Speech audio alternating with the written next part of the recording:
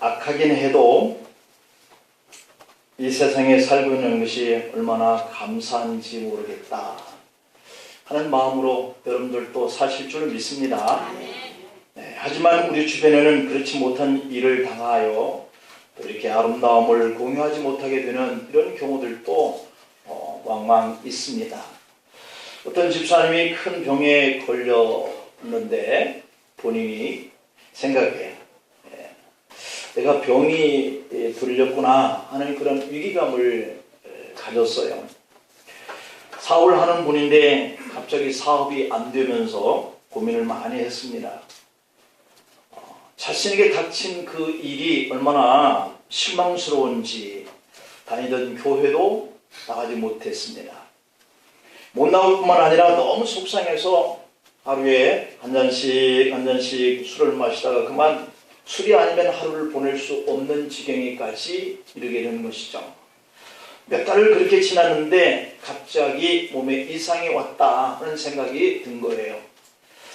걱정하는 마음으로 병원에 가서 검사를 했는데 의사가 좀 입원을 해서 종합검진을 해봐야 될 것 같다라고 하는 말을 듣고 시간을 내서 이제 정밀검사를 받게 되었습니다.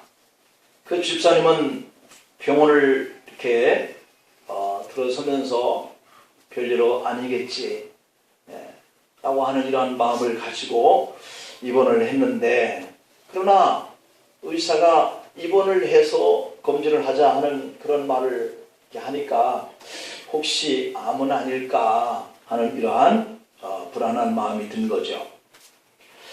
그러면서 생각해 봅니다. 내가 만일 암에 걸려서 이대로 죽게 되면 내 인생도 끝나는 게 아닌가, 그런 생각을 하게 되니까 좀 슬픔이 밀려오더라 하는 거예요. 그동안 인생을 잘못 살았다라고 하는 이런 후회감도 들기도 합니다. 병원으로 이제 가는 날 집사님은 처음으로 성전에 들어가서 이렇게 그동안에 술 먹고 또 실패감에 상실감에 교회를 몇 달 동안 찾지 못했던 그러한 마음들이 참 후회스럽기도 하고, 그래서 성전에 가서 기도를 하는데 뭐 눈물밖에는 안 나는 것이죠. 그리고 병원으로 가는 날 이렇게 이 병이 큰 병이 아니기를 하나님 앞에 간절히 기도를 했어요. 그러면서 하는 얘기가, 하나님 살려주십시오. 이번에 제가 한 번만 하나님의 은혜로 다시 살 수 있는 기회가 주어진다면 하는 이런 마음을 가지고 여러 가지로 하나님 앞에 고백을 이렇게 했습니다. 이렇게 울다가 그는 일어나서 불안한 마음으로 병원에 갔는데 의사가 진단을 합니다. 그리고 병원에서 며칠 동안을 이제 침대에서 이렇게 생활을 하게 되었죠. 2주 동안 병원에서 있는 동안에 그는 할 수 있는 일이 하나님 앞에 기도하는 일밖에 없었어요. 하나님 제발 살려주십시오. 한 번만 용서해 주십시오. 아직은 제가 젊고 할 일도 많이 남아있거든요. 제 자식들도 아직 어리고, 그러니 제발 사업이 안 되어도 좋으니까 살려만 달라고 기도하기 시작하는 거죠. 한 번만 용서해 달라고, 한 번만 살려달라고 몇천 번을 마음속으로 되뇌면서 중얼거리는지 모릅니다. 그런데 2주 후에 최종 정밀 검사가 나왔어요. 집사님 앞에 의사가 와서 말합니다. 선생님, 안심하셔도 될 것 같습니다. 암은 아닙니다. 스트레스와 과음으로 간에 무리가 왔는데 조심하면 나아질 것이다 라고 하는 거였어요. 그래서 그 집사님이 태어나면서 하늘을 올려보는데, 참 태어나서 하늘을 처음 본 것도 아니지만 그렇게 아름답고, 지나가는 사람도 자기를 위해서 많이 웃어주는 것 같고, 모든 것들이 참 그렇게 아름다울 수가 없더라는 거예요. 그날 이후에 그 집사님이 이렇게 결심합니다. 나는 오늘부터 내가 살아있다라고 하는 것만으로도 만족하면서 살리라. 나는 내가 이루지 못한 일을 후회하며 살지는 않으리라. 나는 하루하루를 영혼 구원을 위해서 살리라. 이렇게 다짐을 했다는 거죠. 그럼에도 불구하고 우리의 삶에 부인할 수 없는 사실 중에 하나는 뭐냐면 우리가 언젠가는 죽어야 한다라고 하는 것 아니겠어요? 오늘은 암이 아니어서 다행스럽다라고 해서 내 생명이 연장되긴 했지만 그럼에도 불구하고 언젠가는 우리가 다 죽음 앞에 서게 된다는 거예요. 늘 우리 곁에 있던 사랑하는 사람들이 우리 곁을 그렇게 떠나고 있지 않습니까? 사랑하는 분을 잃어버리면 슬퍼하는 분들이 참 있게 되어 있죠. 곁에서 세상을 떠나는 죽음을 이렇게 자주 우리가 보다 보면 나도 언젠가는 저렇게 되겠지라고 하는 이런 생각이 밀려온다라고 하는 이런 말씀을 들을 때마다 우리 마음이 참 아플 수가 없습니다. 여러분, 진정 그런 것입니다. 죽음은 저 멀리 있는 것 같지만 사실은 우리 곁에 가깝게 있다라고 하는 거예요. 오늘 본문에 보면은 그 고통스러운 죽음 앞에 선 사람들이 있습니다. 십자가 좌우편에 못 박힌 두 명의 강도들이죠. 예수님의 십자가 좌우편에 있던 두 강도, 하나는 오른편에 하나는 왼편에서 못 박혀서 죽어가고 있는 거죠. 오늘 본문에 32절, 33절을 이렇게 앞부분에 한번 보면은 그렇게 기록되어 있습니다. 또 다른 두 행악자도 사형을 받게 되어 예수와 함께 끌려가니라. 해골이라 하는 곳에 이르러 거기서 예수를 십자가에 못 박고 두 행악자도 그렇게 하니 하나는 우편에 하나는 좌편에 있더라 라고 이렇게 되어 있습니다. 창세기 3장 19절 말씀에 보면은 네가 흙으로 돌아갈 때까지 얼굴에 땀을 흘려야 먹을 것을 먹으리니 네가 그것에서 취함을 입었음이라. 너는 흙이니 흙으로 돌아갈지니라. 이렇게 말씀해요. 사람이 본래 먼지였다, 흙이었다 라고 하는 것처럼 그래서 흙으로만 창조된 자들이 흙으로 돌아가야 한다 라고 이렇게 기록이 되어 있습니다. 십자가에 의해서 이 두 사람은 지금 숨을 얼떡거리며 양편에서 이렇게 죽어가고 있는 거죠. 두 손에 박힌 못에서는 아마도 쉴 새 없이 피가 흘러내리고 있었을 거예요. 그리고 말할 수 없는 그런 고통이 밀려왔을 거예요. 정신은 아득아득해지고 죽음은 바짝 다가오는 그런 순간입니다. 그런데 이 죽음 앞에서 두 사람은 아무것도 할 수 없다는 거예요. 여러분, 그러면 이 죽음에 대한 그러한 성경적인 교훈이 메시지가 뭘까라고 하는 것이 오늘 우리가 생각해 볼 수 있는 내용의 의미들이에요. 어쩔 수 없이 죽을 테니까 그 죽음을 운명적으로 받아들여라. 성경은 그렇게 말씀하고 있을까요? 그러나 절대로 그렇지 않습니다. 죽음을 이기는 방법이 있다는 거죠. 죽음을 넘어서 영원히 살 수 있는 길이 있다는 거죠. 죽음은 마지막이 아니고 영원으로 가는 그러한 다리와 같다는 거예요. 그래서 죽음 앞에 허덕이는 이 두 강도 사이에 바로 예수님이 계셨다라고 하는 것은 우리에게 놀라운 그러한 비밀이에요. 예수님 양편 곁에는 한편 강도, 또 다른 한편에 또 다른 강도, 이들이 예수님 이후에 살다간 그 어떤 사람들의 대표적인 상징을 의미하고 있는 거죠. 예수님이 좌우편에 달린 강도는 칼빈이 말한 그러한 예정론대로 구원받기로 예정된 사람인지 모르겠고 또 버려지기로 예정된 사람의 대표를 상징하고 있는지도 몰라요. 왜냐하면 한편은 예수님의 그 십자가를 붙들고 마지막 순간에 낙원에 이르렀거든요. 또 한편 강도는 예수님을 저주하고 욕하면서 끝내는 죽어갔거든요. 이것이 우리 온 인류를 대표하고 있는 두 사람의 상징적인 모습이 아닌가라고 하는 것이죠.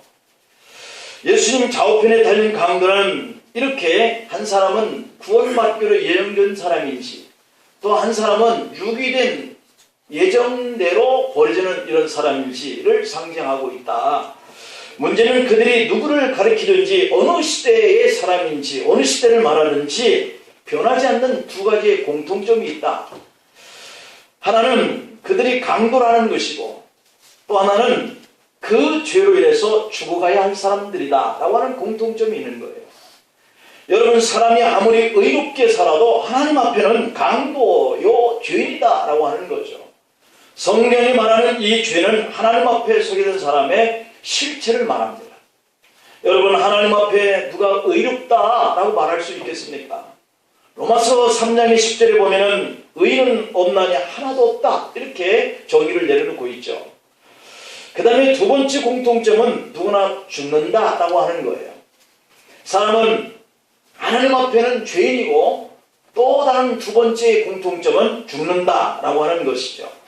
그래서 모든 죄인이 하나님 앞에 한 번은 죽어야 한다 라고 하는 결론이죠.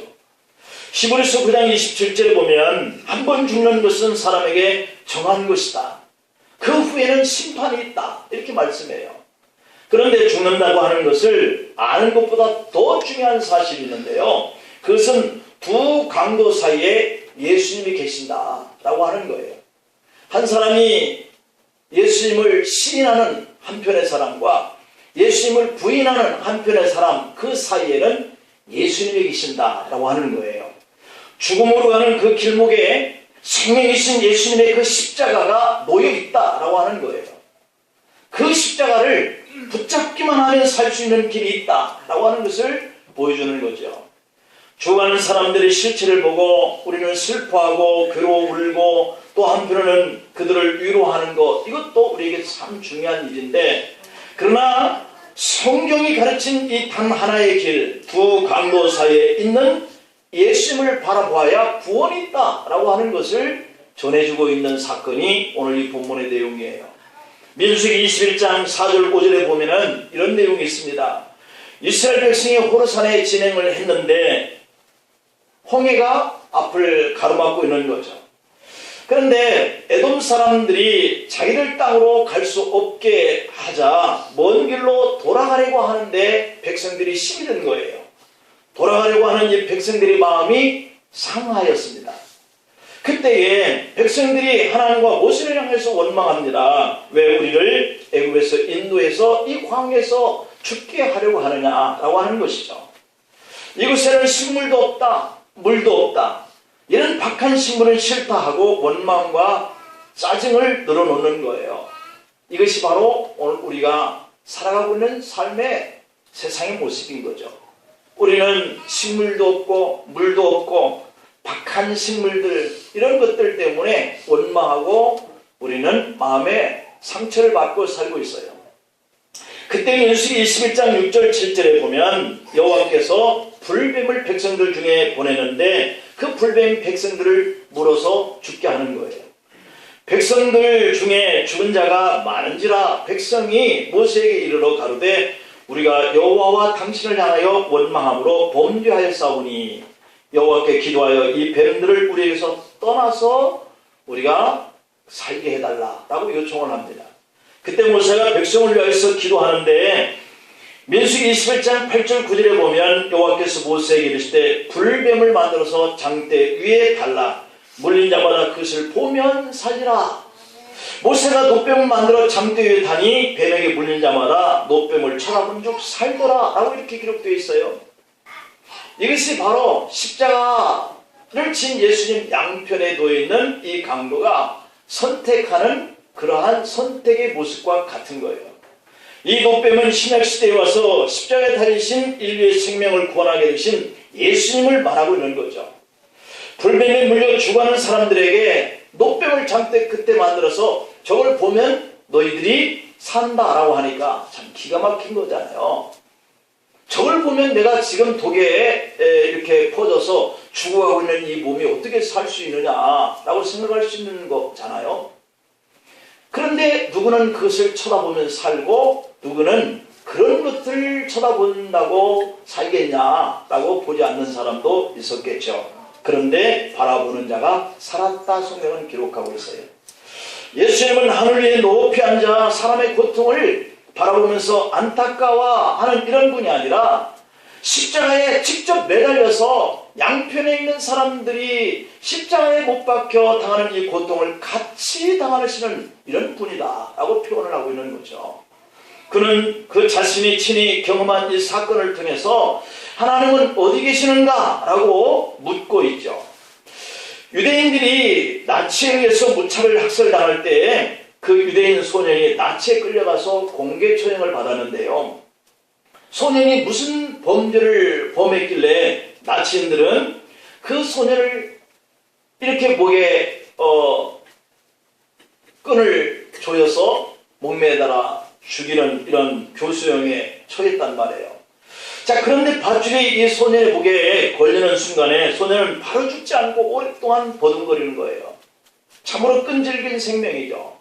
소년은 약 한 10여 분을 밧줄과 씨름하면서 이 삶과 죽음의 사이를 넘나들고 있는데 바로 그 모습을 바라보는 한 유대인이 무릎을 꿇고 하나님을 부르면서 이렇게 절규합니다. 하나님, 당신은 지금 어디 계십니까? 왜 당신은 당신 백성의 고난을 돌아보지 않습니까? 그때 하늘에서 그에게 한 음성이 들려오는데 나는 지금 소년과 함께 고통당하기 위해서 그 자리에 있다 라고 말씀을 주셨다는 거죠. 여러분, 예수님께서 십자가에서 직접 피 흘리시면서 양편의 강도들과 함께 죽어가는 것은 바로 이와 같은 거예요. 우리의 인생에 세상 속에서 당하는 이 고통, 저 하늘 위에서 그저 안타까워만 하고 계시는 분이 아니라 우리의 고통 속에 뛰어들어서 함께 고난을 겪고 계시는 분이시다. 여러분, 하나님은 다른 곳에 계시지 아니하고요, 바로 저와 여러분들의 고통당하는 바로 그 현장 속에 그곳에 함께 계신다는 거예요. 그것을 입증하기 위해서 하나님이 사람의 몸으로 이 세상에 오셨다는 거죠.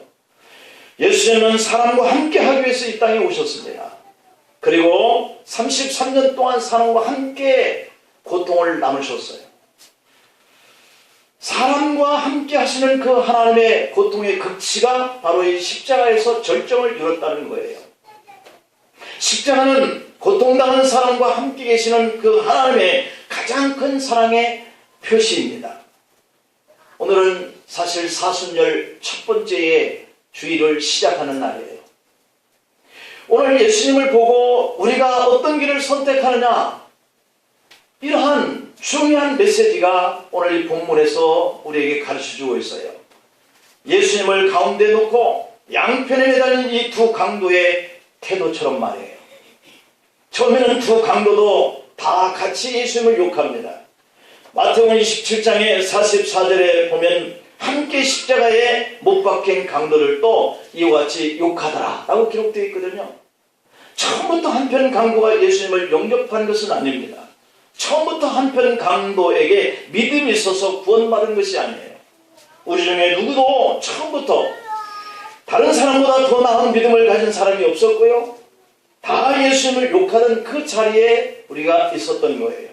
그래서 우리는 십자가 앞에, 하나님 앞에 똑같은 죄인이라고 하는 거죠. 똑같은 죄인의 자격으로 십자가 앞에 서 있는 거예요. 그런데 한편 강도는 예수님을 선택합니다. 그리고 다른 한편 강도는 예수님을 욕합니다. 선택의 주도권은 예수님 곁에 있던 이 강도들, 선택의 주도권은 이 세상의 모든 인류의 이 죄인들이 오늘 나를 구원하여 주신 그 주님을 기뻐하고 찬양하기 위해서 주님이 우리를 구원하신 분이라고 선택을 하고 여기에 있는 거예요. 선택권은 그래서 우리가 하는 거예요. 오늘 본문 39절 40절 말씀을 보면은 달린 행악자 중 하나는 비방하여 이르되 네가 그리스도가 아니냐, 너와 우리를 구원하라 하되 하나는 그 사람을 꾸짖어 이르되 네가 동일한 종지를 받고서도 하나님을 두려워하지 아니하느냐 라고 이렇게 했습니다. 한편 강도가 예수님을 선택할 때도 예수님은 거절한 적이 없고요, 다른 한편 강도가 예수님을 거절할 때도 예수님은 그러지 말라고 책망한 적도 없어요. 자신들이 스스로 예수님을 선택하고 자신들이 스스로 예수님을 버리는 길을 선택하는 거죠. 예수님 쪽에서 강도를 선택하지 않고 강도 쪽에서 예수님을 선택하는 거예요.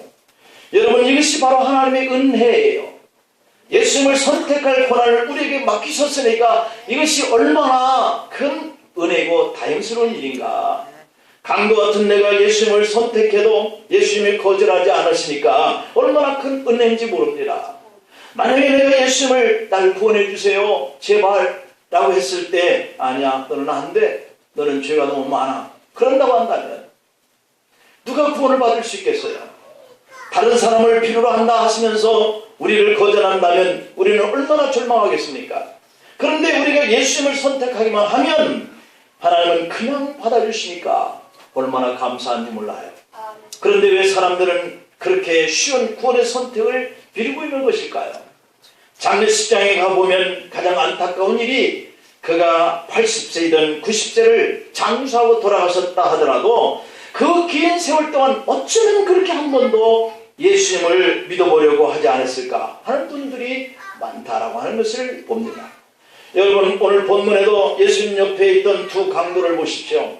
한편 강도는 달린 행악자 중 하나는 비방하고 욕했다라고 39절에 기록되어 있고, 다른 한편은 42절에 보면 이르되 예수여 당신의 나라에 임하실 때에 나를 기억하소서 하니, 43절에 예수께서 이르시되 내가 진실로 네게 이르노니 오늘 네가 나와 함께 낙원에 있으리라 라고 허락하시는 것을 봐요.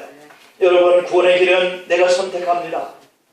예수님의 생명을 받아들이고 안 받아들이는 것은 우리 책임인 거예요.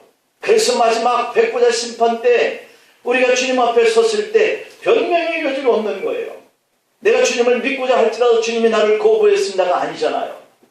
내가 선택하면 누구라도, 살인자라 할지라도 강도라 할지라도 얼마든지 주님의 자녀로 받아들이고 그 나라에 들어갈 수 있는 길을 열어주시는 하나님의 역사를 우리가 보면, 우리가 예수님을 선택할 때 예수님 보시는 것은 천국을 들어보자 하는 믿음만 보시는 줄 믿습니다. 강도가 예수님을 향해서 나를 생각하여 주옵소서라고 하는 이 말은 나를 긍휼히 여겨달라는 말이었어요. 하나님이 가장 기뻐하시는 기도는 나를 긍휼히 여겨주세요라고 하는 기도예요. 어머니의 마음을 가장 울리는 것은 뭐냐면 아기의 울음소리거든요. 그냥 울음소리만 들으면 아기를 향한 어머니의 마음이 그냥 열리는 거예요. 긍휼히 여기는 마음이죠. 누구나 예의가 없습니다. 불가항력적인 죽음을 이기는 길은 오직 예수님을 만나야 가능합니다. 구원받는다라고 하는 이 사실을 먼저 믿은 저와 여러분들이 또한 우리의 가족들에게, 우리 이웃들에게 알려야 해요. 내가 손 놓고 있을 때 내 형제와 내 부모가 하나님을 한 번도 아버지 하나님이라고 불러보지 못하고 돌아가신다면 지옥으로 떨어질 수 있다고 하는 이런 생각을 할 때마다 우리의 마음이 얼마나 조급해지는지 모릅니다. 선한 길을 갈 수도 있는 사람이 죽음의 앞에서도 두려워하지 않아도 될 사람들이 죽음을 두려워하고 지옥불에 떨어지도록 방관하지 않도록 저와 여러분들이 가족에게, 이웃들에게 예수님을 전하면서 사시기를 축원합니다. 기도하시겠습니다. 아버지, 하나님의 은혜를 감사합니다. 하나님, 우리를 선택하지 아니하고 우리가 구원의 주님을 선택할 수 있는 길을 열어주심을 감사합니다. 아버지 하나님, 우리가 먼저 믿었은 고로 우리의 가족들을 위하여서 또한 주님을 만날 수 있는 우리의 최선의 노력을 다 할 수 있는 한 주간이 되기를 원합니다. 믿지 않는 가족들을 구원하여 주시고 지옥 가야 할 이 세상의 이 백성들을 향하여 우리가 빛과 소금이 되어지게 하여 주시옵소서. 예수님의 이름으로 기도하옵나이다. 아멘.